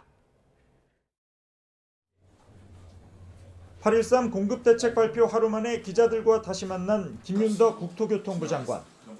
주택 공급에선 속도는 물론 물량도 중요하다고 강조했습니다. 크고 작은 그런 문제에 굴하지 않고 공급하겠다, 짓겠다. 요즘에 닥치고 짓는다 뭐 이런 표현 많이 하시던데요. 그런 속도와 물량에 대해서 전면적으로 진행하겠다는 것이고. 김 장관은 주택 공급에 있어서만큼은 모든 가능성을 열어놓고 있다고 강조했습니다. 그러면서 용산 어린이 정원을 넘어 용산공원 전체를 주택 공급지로 검토하고 있다고 말했습니다. 용산공원을 둘러싼 법적, 환경적 문제들이 있지만 부동산 공급 책임자로서 어떻게든 집 짓는 방향으로 생각한다는 겁니다. 용산공원을 주택 공급지로 활용하는 방안은 8.13 대책 발표 직후 수면 위로 떠올랐습니다. 청와대 하준경 경제성장수석이 언론 인터뷰에서 용산공원에 대한 사회적 논의 필요성을 꺼낸 데 이어 주택정책 실무 책임자인 김희타 국토부 1차관도 공원 부지를 주택 공급에 활용해야 한다는 의견도 많다고 언급한 겁니다. 용산공원은 90만 평 정도로 어린이 정원의 10배 규모입니다. 서울시는 어린이 정원조차도 안 된다며 공급 부지 활용에 강하게 반대하고 있습니다. 이런 상황에서 용산공원까지 화두에 오른 만큼 정부와 서울시의 갈등은 깊어질 수밖에 없습니다. 김 장관은 다음 주 오세훈 시장을 직접 만나기로 했다지만 논의가 진전될 가능성은 희박해 보입니다. YTN 김웅래입니다. 정부가 용산공원에 주택을 공급하는 방안을 검토하고 있다고 밝힌 것과 관련해 서울시가 반대 의사를 거듭 밝혔습니다. 서울시는 마지막 대규모 도심 녹지인 용산공원을 훼손해 주택을 공급하는 것은 매우 신중해야 한다고 반발했습니다. 그러면서 단순한 유유부지가 아니라 기후위기 시대 미래 세대에 온전히 물려줘야 할 국가 자산이라며 기존 입장을 되풀이했습니다. 부동산 관련 발언이나 대책이 나올 때마다 온라인에선 생성형 AI를 활용한 각종 콘텐츠가 쏟아지고 있습니다. 네, 누구나 짧게는 1분도 안 돼 생각을 이미지로 옮길 수 있게 되면서 이 풍자의 문턱도 크게 낮아졌습니다. 김승환 기자입니다. 청년층이 4억 원 이하 B아파트를 살 경우 대출을 지원하겠다는 부동산 대책이 나온 당일 SNS에 올라온 이미지입니다. 앞서 논란이 된 버스하우스와 정부가 내놓은 부동산 대책을 엮어 청년층의 불만을 꼬집었습니다. 매일 사람들 분노해 부동산은 시끄러워 청년들은 배기버스 어디로 가는 걸까 취재진도 부동산 대책에 대한 SNS 비판 여론을 반영해 4컷짜리 만화를 만들어달라고 챗GPT에 요청해봤습니다. 몇 줄의 설명을 입력하자 1분도 채 지나지 않아 결과물이 나옵니다. 일부 오타가 있고 맥락이 빠진 채 자극적인 내용이 두드러지는 한계도 있습니다. 아이디어만 있으면 누구나 제작자가 될 수 있는 시대, 현안을 꼬집는 방식도 달라진 겁니다. 한 장의 그림을 넘어 가상의 인물과 상황을 구현한 영상으로까지 확장됐습니다. 아파트에 와 있습니다. 네, 여기 산지 6개월 됐어요. 살아보니 어떠세요? 다 좋아요. 진짜 다 좋아요. 여름엔 버스 안이 찜질방되고 겨울엔 냉동고되고 옆집 화장실 냄새 심한 거 빼고요. 풍자 콘텐츠가 잇따르는 배경에는 주거 문제를 둘러싼 청년층의 박탈감이 있습니다. 이번 대책을 두고도 청년들이 원하는 주거 형태와 정책 사이 간극이 있다는 분석입니다. 아파트를 살 수 있는 보금자리론이라든가 기존 대출을 조금 더 열어줬으면 좋겠다라는 니즈를 가지고 있던 청년들의 입장에서는 사실은 비아파트로 제한되는 부분에 대해서는 좀 부족하다. 부동산에 대한 불만은 AI를 만나 손쉽게 콘텐츠로 만들어지고 온라인을 통해 빠르게 퍼져나갑니다. 하지만 제작의 문턱이 낮아진 만큼 사실과 다른 내용이 섞이거나 정책의 자세한 맥락은 사라진 채 자극적인 메시지만 퍼질 수 있다는 우려도 나옵니다. YTN 김승환입니다. 이재명 대통령이 최근 국민의힘 다선 의원들과 골프 회동을 하면서 분권형 권력구조 개헌 문제를 언급했다는 보도가 잇따르자 청와대가 입장을 밝혔습니다. 청와대 관계자는 이 대통령이 제왕적 대통령 중심제가 가진 문제성에 공감하고 있고 이에 국회 권한이 강화된 4년 중임 대통령제가 국민적 수용성이 가장 높다고 생각한다고 말했습니다. 이어 개헌은 국회 200석 이상의 동의가 필요한 사안이라 국회에서 논의되고 추진되는 것이 바람직하고 제왕적 대통령제 한계를 중임제로 보완하겠다는 것이므로 내각제는 아니라고 설명했습니다. 이재명 대통령의 국정에 대해서 부정평가가 긍정평가를 넘어섰다는 여론조사 결과가 취임 후 처음으로 나왔습니다. 자, 그래픽 준비되어 있습니다. 함께 보시죠. 한국갤럽이 지난 11일부터 사흘 동안 전국 성인 1,000명을 대상으로 조사한 결과 이 대통령이 직무 수행을 잘하고 있다는 응답은 44%로 직전 조사보다 7%포인트나 떨어졌습니다. 잘못하고 있다는 응답은 46%로 직전 조사보다 8%포인트 올랐습니다. 갤럽 조사에서 이 대통령에 대한 부정평가가 긍정평가를 넘어선 건 취임 1년 2개월 만에 처음입니다. 긍정평가 이후로는 외교가 가장 많은 비율을 차지했고 경제, 민생이 그 뒤를 이었습니다. 부정평가 이후로는 부동산 정책이 가장 많이 꼽혔고 경제, 민생이 2위를 기록했습니다. 정당 지지도는 더불어민주당이 41%, 국민의힘이 25%를 각각 기록했고 조국혁신당 2%, 개혁신당 3%로 나타났습니다. 정부가 부동산 주택 시장을 더 적게 개입해야 한다는 응답은 40%로 정부가 더 많이 개입해야 한다는 응답보다 높았습니다. 자세한 내용은 중앙선거여론조사심의위원회나 한국갤럽 홈페이지에서 확인할 수 있습니다. 30대 아들과 뇌병변 장애인 60대 어머니가 숨진 서울 가양동 아파트 화재의 원인을 밝히기 위한 합동 감식이 진행됐습니다. 감식팀은 발화 지점으로 추정되는 창고방을 집중적으로 살펴봤는데 정확한 원인 규명을 위해서 추가 감식을 벌일 예정입니다. 최승원 기자입니다. 까맣게 그을린 집 앞에 불에 탄 가재 도구가 널려 있습니다. 출입 통제선이 쳐진 현관 앞엔 숨진 모자를 추모하는 국화꽃다발이 놓였습니다. 경찰 과학수사대와 소방화재조사팀은 화재 발생 사흘 만에 현장을 찾아 합동감식을 벌였습니다. 합동감식팀은 불이 시작된 것으로 추정되는 창고방을 중심으로 집안 곳곳을 살피며 감식을 벌였습니다.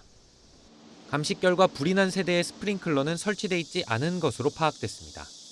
1992년 준공된 15층 이하 아파트라 당시 16층 이상으로 정했던 의무 설치 대상 건물은 아닙니다. 대신에 천장에 설치된 자동 확산 소화기는 정상적으로 작동한 것으로 조사됐습니다. 한 차례로는 정확한 화재 원인을 찾지 못해 오는 17일 오전 추가로 감식하기로 했습니다. 그 작은 방 쪽으로 해서 확인했고 일단 좀 더 봐봐야 되는 상황이라 지금은 말씀드리기 어렵네요. 경찰은 모자가 숨진 원인을 파악하기 위해 부검을 실시했는데 1차 구두 소견에선 특이점이 발견되지 않은 것으로 전해졌습니다. 다만 부모를 돌보던 아들과 뇌병변 장애로 거동이 불편한 어머니가 미처 대피하지 못하고 추락했을 가능성에 무게를 두고 있습니다. YTN 최승훈입니다. 충남 천안에 있는 교회에서 생활하던 11살 남자아이를 학대해 숨지게 한 혐의를 받는 60대 여성 목사 A씨가 구속 상태로 검찰에 넘겨졌습니다. A씨는 경찰서를 나오면서 숨진 아이를 왜 침대에 묶어놨는지 등을 묻는 취재진의 질문에 아무런 답을 하지 않았습니다. 지난 5일 천안 성거읍에 있는 교회에서 11살 남자아이가 고열과 의식 저하 증세를 보여 병원으로 옮겨졌지만 숨졌습니다. 지난 5월 6명의 사상자를 낸 서울 서소문 고가차도 붕괴 사고와 관련해서 정부가 안전관리 위반 사항을 확인해서 서울시 등 관련 기관을 수사 의뢰했습니다. 국토부는 서울시와 코레일, 시공사 감리사 등 관련 기관을 업무상 과실치사상, 업무방해 등 혐의로 경찰에 수사 의뢰했습니다. 국토부는 시공사와 감리사가 승인받지 않고 구조물 안전점검 작업을 진행했던 것으로 드러났다고 밝혔습니다. 트럼프 미국 대통령이 미국에 투자한 외국 조선업체 초기 선박 최대 2척을 본국에서 건조할 수 있도록 허용하는 파격적인 조치를 내놨습니다. 한미 조선업 협력 프로젝트인 이른바 마스가가 강력한 추진력을 얻게 되면서 우리 기업들의 수혜가 본격화될 전망입니다. 권영희 기자입니다. 막강한 해양 패권을 쥐었던 미국은 조선업 인프라가 붕괴되면서 심각한 안보 위기에 직면했습니다. 중국이 기하급수적으로 해군력을 팽창시키고 있지만 미국의 선박 건조 능력은 사실상 제자리 걸음에 머물고 있습니다. We don't build ships in America anymore. They come from South Korea and from China. In 2022, America built 5 commercial ships. China built 1,800 commercial ships in 2022. 이 위기를 타개하기 위해 트럼프 대통령은 파격적인 각서에 서명했습니다. 미국 내에 조선소를 짓거나 인수한 외국 기업에 한해 초기 선박 최대 2척은 본국에서 건조하도록 허용했습니다. 이른바 핀란드 모델로 불리는 이 조치는 자국 내 건조를 엄격히 강제하던 존스법의 빗장을 한시적으로 풀어준 겁니다.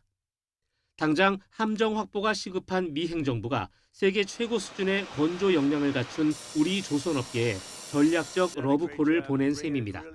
We're going to also buy some ships that are made outside of the area.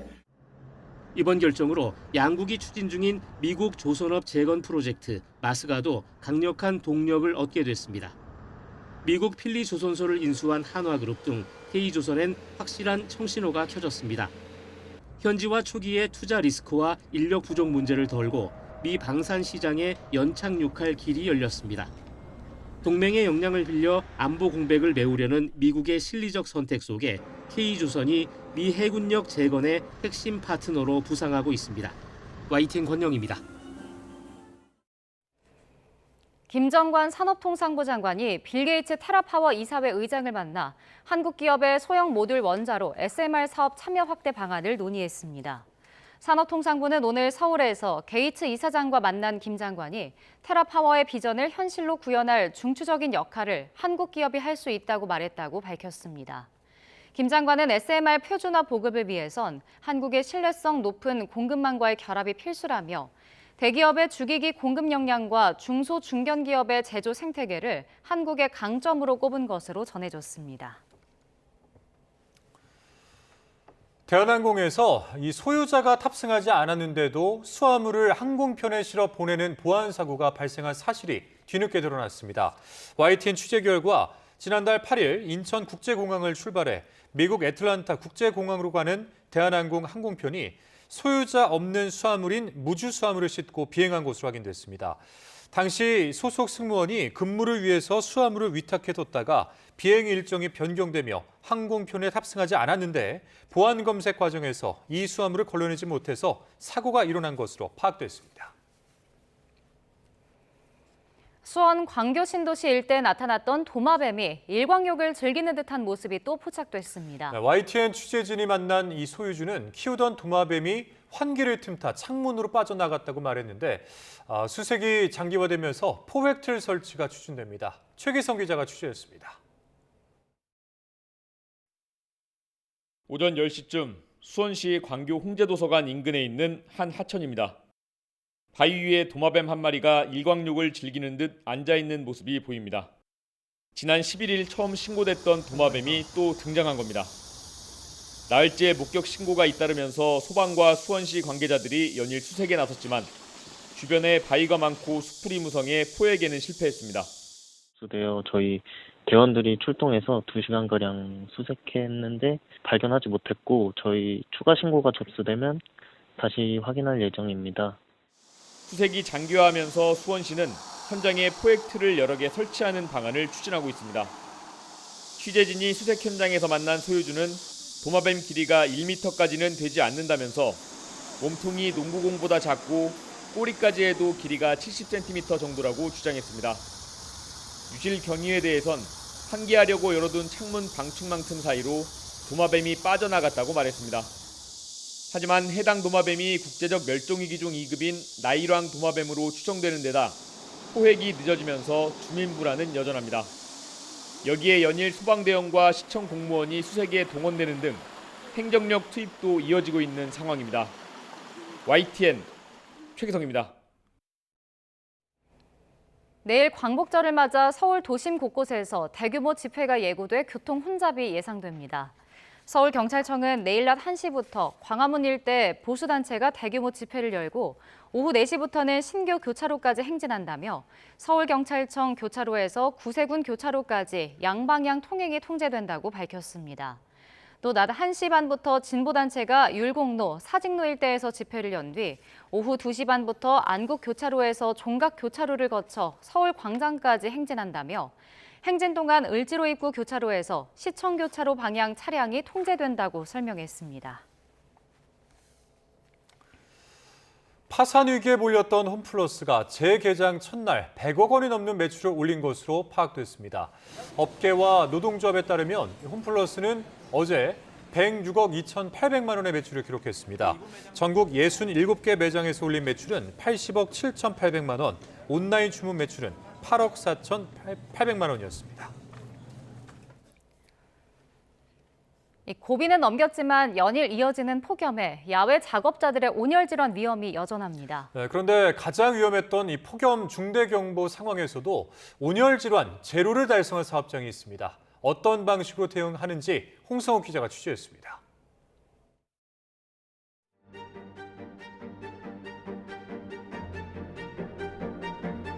폭염은 야외 작업자들에게 더 가혹합니다. 달궈진 바닥에서 올라오는 열기가 더해지면 숨쉬는 것조차 버겁습니다. 이런 폭염 속에서도 온열 질환 제로를 달성한 업체를 찾아가 봤습니다. 실외 근무에 나서는 직원이 먼저 챙기는 건 얼음팩이 들어있는 쿨링 조끼.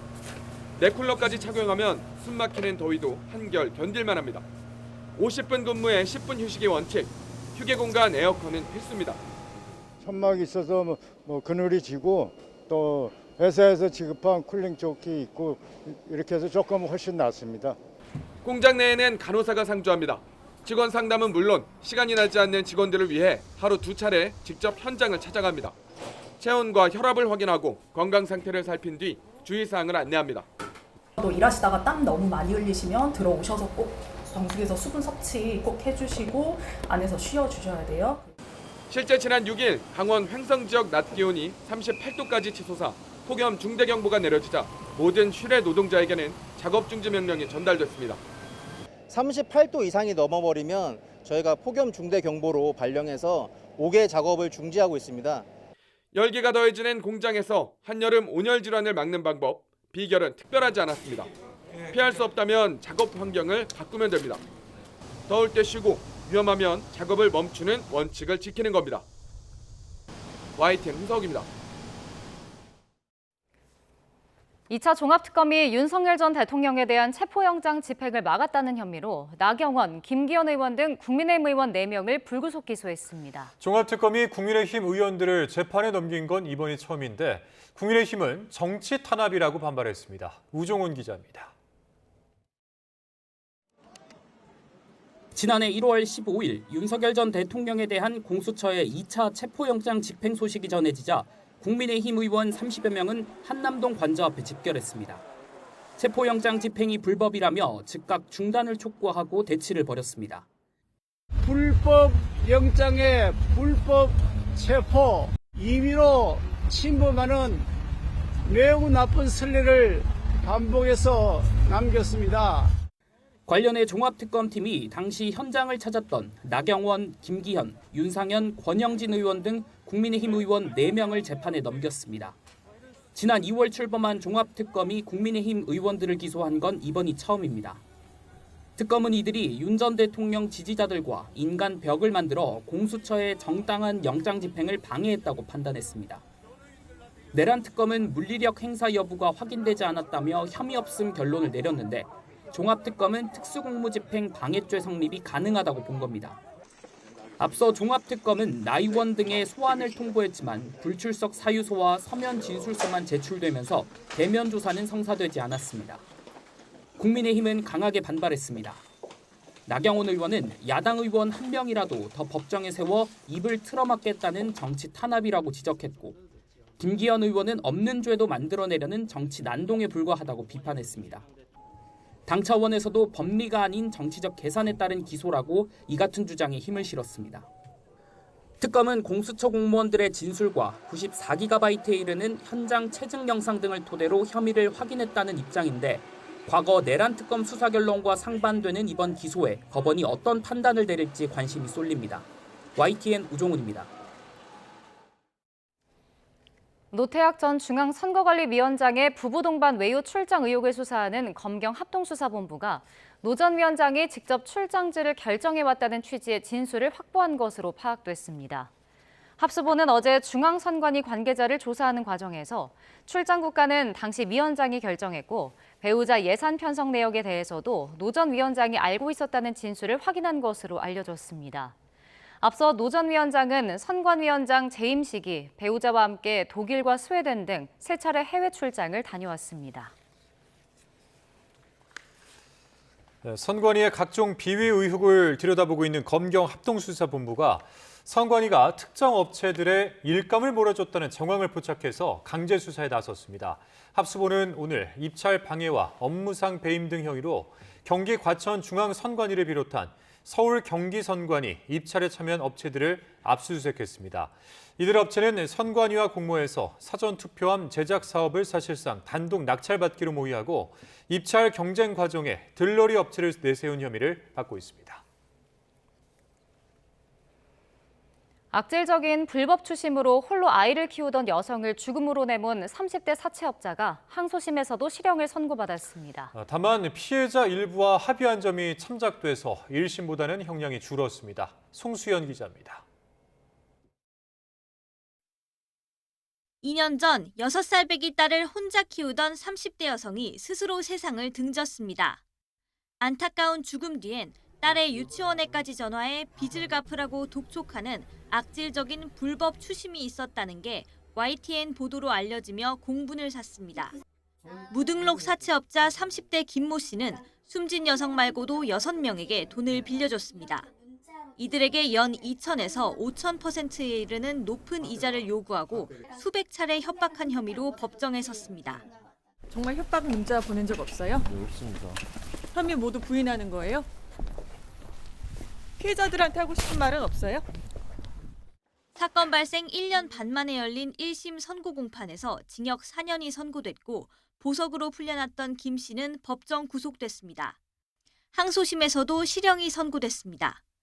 재판부는 채무자들과 가족, 지인에게 입에 담기조차 힘든 인신공격을 하며 불법 추심을 해 죄질이 무겁다며 징역 3년 6개월을 선고했습니다. 김 씨와 합의한 피해자 일부가 처벌을 원하지 않는다고 탄원한 게 유리한 정상으로 참작되면서 1심보다는 형량이 줄었습니다. 재판부는 그러면서도 합의금만으로 피해자들의 고통이 회복될 수 있을지 의심스럽다고 김 씨를 꾸짖었습니다. 항소심 결심 공판에서 징역 8년을 구형했던 검찰은 판결문을 검토한 뒤 상고 여부를 결정할 방침입니다. YTN 송수연입니다. 민주당 당권주자들이 전체 권리당원의 70% 이상이 집중된 호남과 수도권 표심을 잡기 위해 막판 총력전에 나섰습니다. 지도부 마지막 회의에선 모처럼 단합을 강조하는 목소리가 나오기도 했지만 신경전은 계속됐습니다. 보도에 표정우 기자입니다. 전당대회를 코앞에 두고 당권 주자들은 막판 현장 행보에 나섰습니다. 호남과 서울 경기에 권리당원의 10명 중 7명이 몰려있는 만큼 김민석 정청래 후보는 수도권 바닥 민심을 다지며 자신이 이재명 정부와 가장 호흡이 맞는 당대표라고 거듭 강조했습니다. 호흡이 잘 맞는 당대표로 입증된 건 정청래 하나입니다. 이재명 대통령이 되고 나서 당대표는 이제 혼자 있으니까. 제가 같이 일을 할 수 있는 것도 김대중 이재명에게서 공통되는 민생 실용 합리, 약간 그리고 통합 이것이 맞기 때문에 저도 같이 하는 거죠. 송영길 후보는 호남을 돌며 표심을 공략했는데 거칠었던 후보 간 설전에선 한 발 물러서는 모습도 나왔습니다. 송 후보는 전날 정 후보를 향해 붕어 IQ라는 표현을 쓴 데 대해 같은 당 동지에게 쓸 말은 아니었다며 사과했습니다. 경선 과정에서 개파 간 충돌이 이어졌던 현 지도부도 마지막 회의에선 모처럼 한 목소리로 단합을 강조했습니다. 생각이 다를 때도 있었습니다. 그러나 그 다름은 더 나은 답을 찾기 위한 과정이었다고 생각합니다.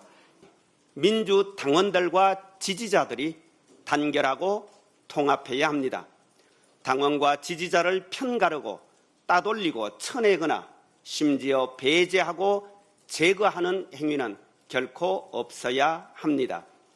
하지만 일부 신경전은 계속됐습니다. 당 선관위가 대리투표 의혹을 받는 정청래 후보 지지 모임 단장에 대해 제명제소를 의결하자 정 후보는 소명 절차조차 거치지 않은 불공정한 결정이라며 반발하기도 했습니다. 호남과 수도권의 당심, 여기에 국민 여론조사까지 더해지면서 당권 경쟁은 이제 최종 승부만을 남겨두고 있습니다. 무엇보다도 과반 득표로 승부가 바로 결정될지 아니면 선호투표 적용까지 이어질지도 관심입니다. YTN 표정우입니다. 국회 토론회 개최 과정에서 5.18 폄훼 논란을 빚은 국민의힘 이진숙 의원이 기자회견을 자청하고 나서면서 또 설화에 휩싸였습니다. 더불어민주당은 동료라 부르기도 부끄럽다며 곧바로 제명 결의에 나섰고 국민의힘은 곤혹스러운 분위기가 역력합니다. 보도에 부장원 기자입니다. 5.18을 재조명하겠다며 열린 국회 토론회에서는 시작부터 왜곡된 역사인식과 극단적 발언들이 여과 없이 쏟아졌습니다. 광주에서 있었던 그 열흘간의 그 소요 사태입니다.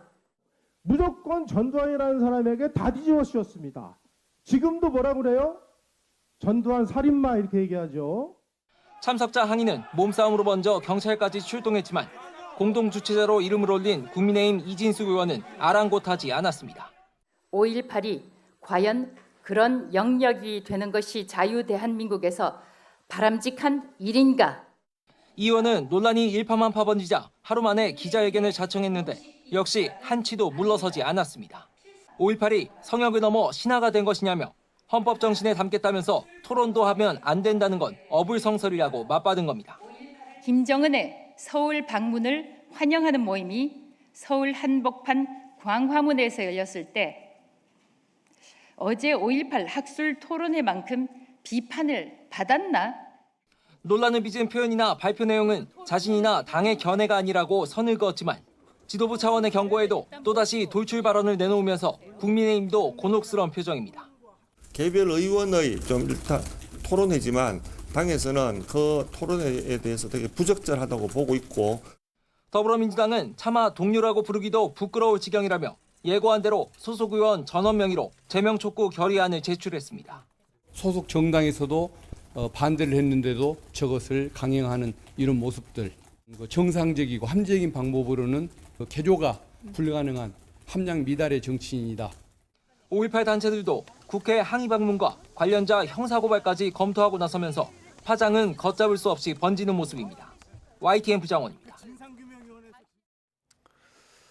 미국 백악관이 중국의 불법 환적 문제를 정면으로 제기하면서 단속 강화를 예고했습니다. 중국이 제3국을 거친 대미 수출로 고율의 관세를 피하고 있다는 건데 한국도 불법 환적 위험 국가라면서 경기도 반도체 벨트를 구체적으로 언급했습니다. 워싱턴 홍상희 특파원입니다. 백악관이 공개한 25쪽 분량의 거대 환적 사기 보고서입니다. 백악관 무역제조업 정책국은 중국 업체들이 미국이 중국 제품에 부과하고 있는 평균 관세율 50%를 피하기 위해 제3국을 거쳐 원산지를 바꾸고 있다고 지적했습니다. 관세가 낮은 제3국에서 조립과 재포장을 한 뒤 다른 국가의 제품으로 위장해 미국에 수출해 이득을 취하고 있다는 겁니다. 미국이 파악하고 있는 중국이 구축한 그림자 환적 네트워크는 전 세계 40여 개국. 백악관은 우리나라도 중국의 불법 환적 위험국으로 꼽았습니다. 중국과 연관된 물량이 압도적으로 많은 데다 대미 수출 플랫폼이 발달해 있어 일본과 타이완, EU, 캐나다와 같이 불법 환적 위험이 혼재돼 있다고 지적했습니다. 특히 우리나라 반도체 산업의 심장부인 경기도 반도체 벨트를 콕 집어 중국 직접 회로의 유통 경로가 될 수 있다며 미국의 피닉스와 포틀랜드, 산호세의 반도체 생산에 압박을 가할 수 있다고 분석했습니다. 백악관은 중국의 불법 환적 규모가 연간 3,030억 달러, 약 431조 원에 이를 수 있다며 AI를 활용한 선적 경로와 원산지 정보 분석으로 단속을 강화할 것이라고 예고했습니다. 피터 나바로 백악관 고문은 이번 조사가 트럼프 행정부의 무역법 301조 조사와는 별개의 문제라면서도 무역 협상 과정에서 참고 자료가 될 수 있다고 설명했습니다. 백악관이 중국의 불법 환적 문제와 함께 경기 반도체 벨트를 구체적으로 언급하면서 앞으로 우리 반도체 수출 기업에 대한 원산지 검증도 한층 강화될 거란 전망이 나오고 있습니다. 워싱턴에서 YTN 홍상입니다. 해마다 한여름밤을 수놓는 페르세우스 자리 유성우가 오늘 새벽까지 관측됐습니다. 어두운 밤하늘을 가르며 떨어지는 별똥별의 모습들, 임늘솔 기자가 전해드리겠습니다. 밤하늘을 가로지르는 밝은 빗줄기. 하나가 지나가고 나면 또 다른 별똥별이 나타납니다. 어두운 하늘을 빛내고 떨어지는 페르세우스 유성우입니다. 페르세우스 자리 방향에서 유성이 퍼져나오는 것처럼 보여 이런 이름이 붙은 건데 매년 7월 중순부터 8월 말까지 관측할 수 있습니다. 페르세우스 유성우는 스위프트 터틀 해성에 의해 우주 공간에 흩뿌려진 먼지와 부스러기들이 지구 대기와 충돌하면서 발생합니다. 특히 이번엔 밤하늘에 달이 거의 보이지 않는 합삭과 시기가 겹쳤는데 달빛의 방해를 덜 받으면서 평소보다 더 많은 유성을 관찰할 수 있었습니다. 전국 과학관과 박물관은 유튜브를 통해 페르세우스 자리 유성우를 실시간으로 중계하며 시민들에게 관측 기회를 제공하기도 했습니다. 유성의 빈도로 뿌려진 물질의 양을 추정하면 혜성의 소멸이나 수면 같은 것도 추정할 수 있고 발생 지점이나 고도를 알 수 있으면 지구 대기의 상층부를 연구하는 데도 도움이 될 겁니다. 페르세우스 유성우와 함께 3대 유성우라 불리는 쌍둥이 자리 유성우는 오는 12월에 찾아옵니다. 유성우 극대 시간이 한밤중이고 달빛도 없어서 좋은 관측 조건이 예상됩니다. YTN 사이언스 임늘솔입니다.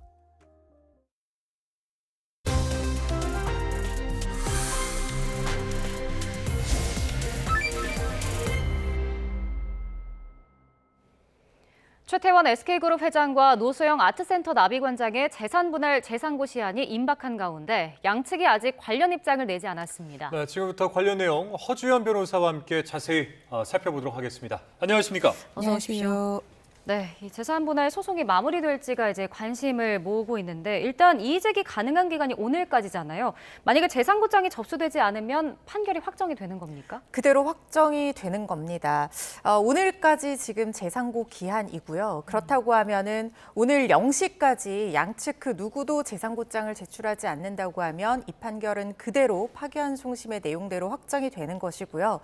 내일부터는 법적으로는 최태원 회장에게 바로 이 9,440억 원을 지급하지 않았을 경우에 이자가 발생을 하는, 그러니까 15일 판결 확정일 다음 날부터니까 정확하게는 16일부터겠네요. 네. 16일부터 이자의 기산일도 시작이 되기 때문에 최태원 회장으로서는 재원 마련에 상당히 고심하는 시간이 될 거라는 생각 듭니다. 예, 일단은 뭐 지금까지 양쪽 모두 이 재상고 관련 특별한 입장은 밝히지 않고 있는 그런 상황인데 이렇다라는 거는 어떤 의미로 받아들일 수 있을까요? 양측에서 좀 인정을 한다 이렇게 볼 수 있을까요? 재상고의 실익과 지금 판결을 그대로 받아들였을 때의 어떤 부담감 이런 것들을 놓고 비교 형량하고 있지 않을까 하는 생각이 듭니다.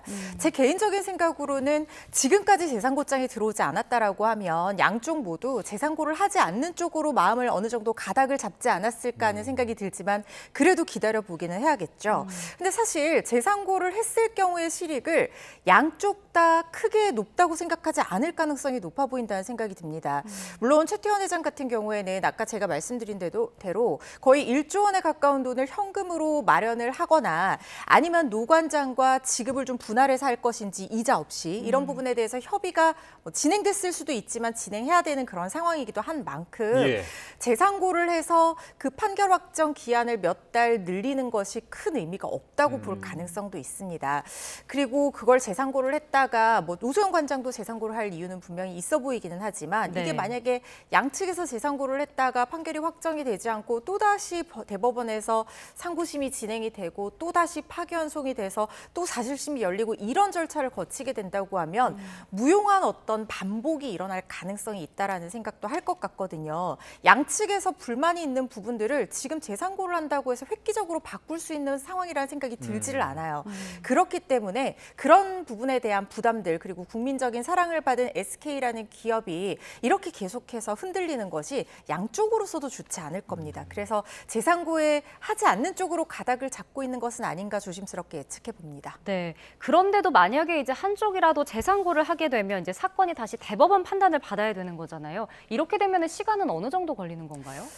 빠르게 되면 한 4개월 안에 심리 불속행으로 기각이 될 가능성도 있습니다. 그러니까 이건 뭐냐면 대법원에서 상고되는 모든 사건들을 다 판단을 무조건 하는 것이 아니고요.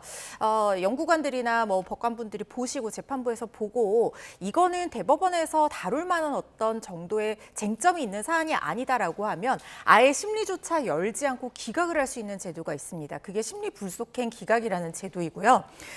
죄송합니다. 이것이 4개월 안에 결정이 나도록 되어 있기 때문에 빠르면 4개월 내에 심리 불속행 기각이 될 수 있고요. 만약에 본안 심리로 넘어가야 된다고 하면 그 이상 기간이 걸릴 수도 있지만 지금처럼 복잡한 쟁점을 한번 대법원에서 상고심으로 판단을 했던 사건에 있어서는 심리 불속행으로 기각될 가능성도 매우 높기 때문에 만약에 시간을 늘리려는 목적이다라고 한다면 벌어봤자 길어도 4개월이거든요. 그렇기 때문에 최태원 회장 입장에서는 단순히 판결 확정을 차단하기 위한 목적으로만 재상고하는 실익도 잠시만요. 저희가 속보가 들어와서 이 내용 먼저 전해드리겠습니다. 이재명 대통령이 개헌 관련해서 SNS에 글을 올렸는데요. 대통령 임기는 4년 중임 또는 4년 연임제로 변경해서 중간 평가를 통한 책임 정치가 가능하도록 해야 된다고 밝혔습니다.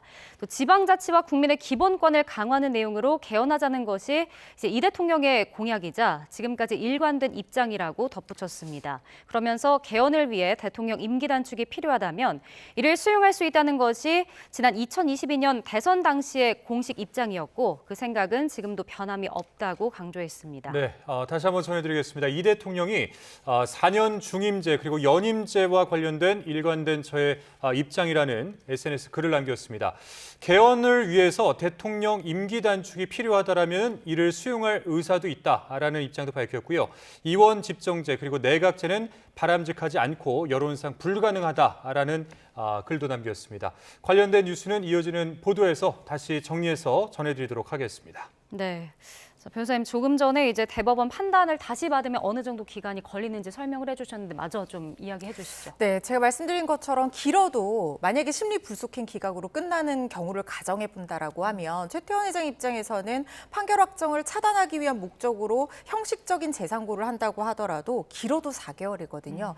이 시간을 버는 것이 큰 의미가 없다라고 생각했을 가능성도 있어 보입니다. 네. 예, 이 재상고를 어쨌든 아직은 가능성이 있는 상황이기 때문에 맞습니다. 이 재상고 상황을 좀 상정해서 가정을 한번 해보면 최태원 회장 측은 그러니까 이제 노태우 전 대통령의 비자금을 제외하고도 노 관장에 대한 기여, 그러니까 3분의 1로 판단한 부분, 이거는 좀 문제 삼을 수 있는 여지가 있는 거 아니겠습니까? 사실 최태원 회장 입장에서는 형식적인 재상고를 한다고 하더라도 상고 이유에 대한 법적인 논리를 좀 개발을 해서 상고장을 제출을 해야 될 텐데요.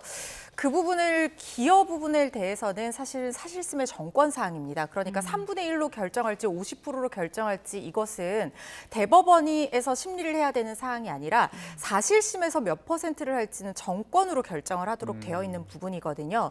재상고심이 열리게 된다라고 하면 그 기여 요소를 판단한 여러 가지 원인들 중에서 법리 오해가 있는 건 아닌지 법률심의 관점에서 판단을 하게 되는 겁니다. 그래서 기존의 대법원에서도 그 노 전 대통령의 300억 원 비자금이 건너간 부분을 노세훈 관장의 기여도로 판단한 그 부분을 다시 한번 심리를 해봐라라고 파기한 송심으로 넘기고 정확한 기여도를 직접 판단하지는 않았었거든요. 네.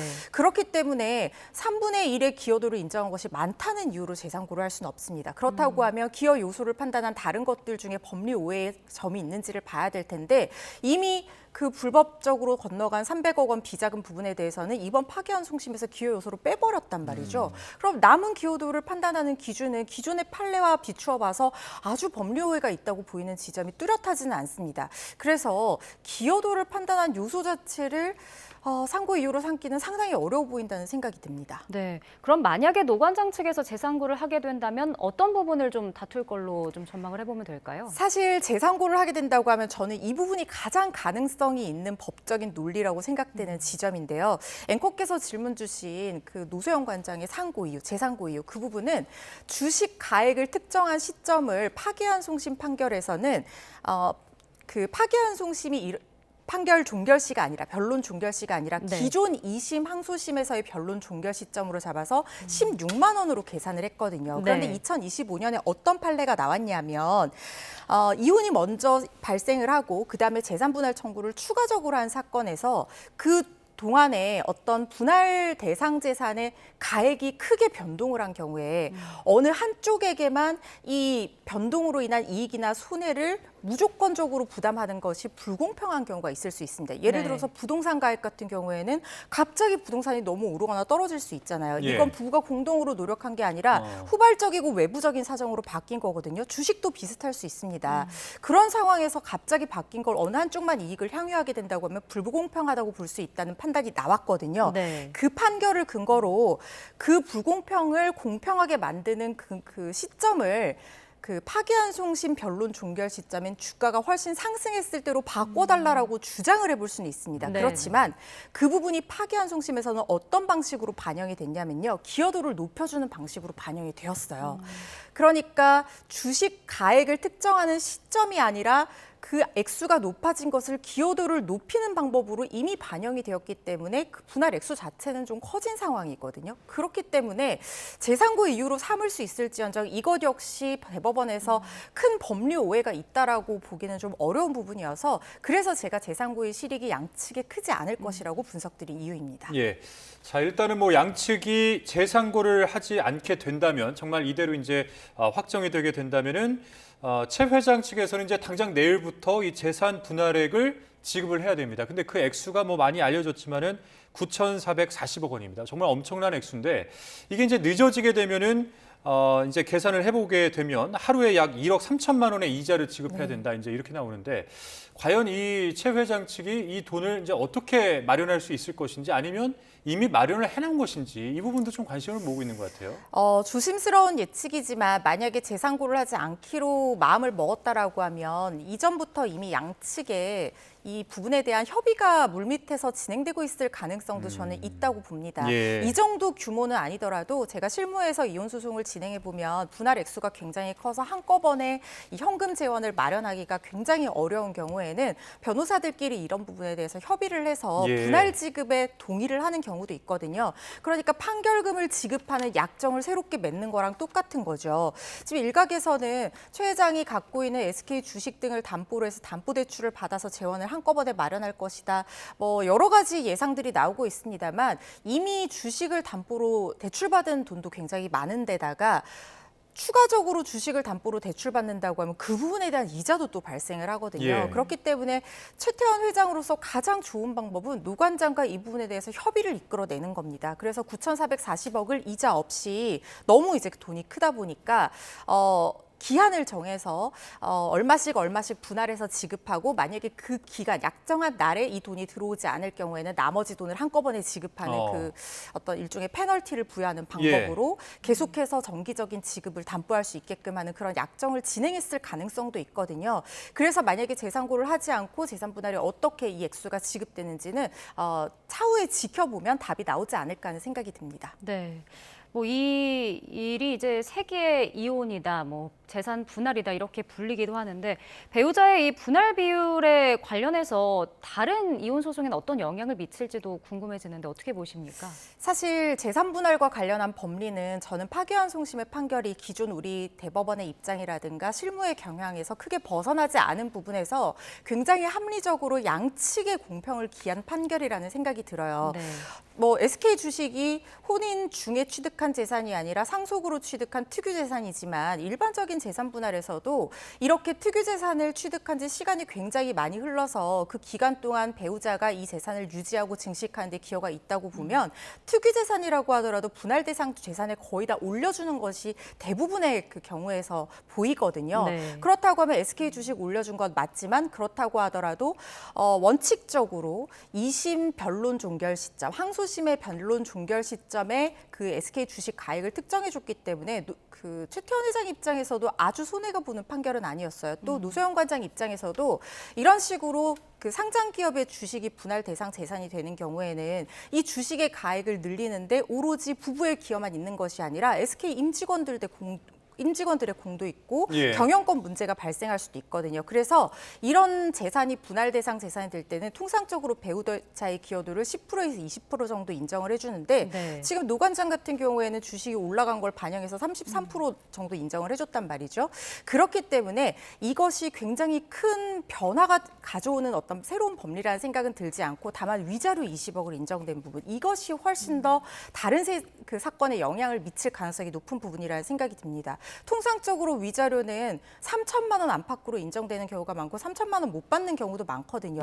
아주 많아도 1억입니다. 그런데 아무리 재벌가의 소송이라고는 하지만 위자료가 획기적으로 20억이라는 거액이 인정이 된 상황이니만큼 일반적인 어떤 외도로 인한 이혼 소송에서도 위자료의 액수가 조금은 높아지지 않을까 이런 기대도 하고 있습니다. 네, 이번 뭐 이혼 소송과 관련해서 이제 한 가지 좀 더 짚어볼 게 스마일게이트 권혁빈 창업자의 이혼 소송에도 영향을 미칠지 이제 이 부분이 조금 이제 관심을 또 받는 것 같더라고요. 근데 이 이혼 소송 같은 경우에는 재산 분할 금액이 8조 160억 원입니까? 어마어마한 금액이 달려 있는 건데 정말 영향을 미칠 수 있을까요? 네, 어느 정도는 참고가 될 판결이라는 생각이 듭니다. 만약에 위자료를 지급한다라고 하면 지금 두 사람의 이혼 사유 중에 외도는 없는 것으로 알고 있지만 그래도 위자료 액수나 이런 부분에도 영향을 미칠 부분이 있다는 생각이 들고요. 다만 이 사건과 좀 다른 점은 뭐냐면 스마일게이트 창업주 같은 경우에는 배우자 이 씨가 처음부터 스마일게이트를 결혼하고 그 다음에 창업을 해서 같이 키웠거든요. 네. 그리고 뭐 몇 개월이긴 하지만 대표이사로 재직한 이력도 있고 양측의 주장이 엇갈리는 부분이긴 하지만 배우자 이 씨 측에서는 친정에서 출자 자금도 됐다라고 하고 있습니다. 그렇다고 하면 혼인 이전에 상속을 받은 특유 재산이랑은 좀 결을 달리할 수 있는 부분일 수 있거든요. 그냥 둘이서 같이 노력해서 일군 기업의 재산이기 때문에 이게 배우자가 주장하는 것처럼 50%까지는 인정되지 않는다고 하더라도 그 기여도는 훨씬 높게 인정될 가능성이 있습니다. 네. 알겠습니다. 오늘 말씀 여기까지 듣겠습니다. 지금까지 허주연 변호사와 함께했습니다. 고맙습니다. 고맙습니다.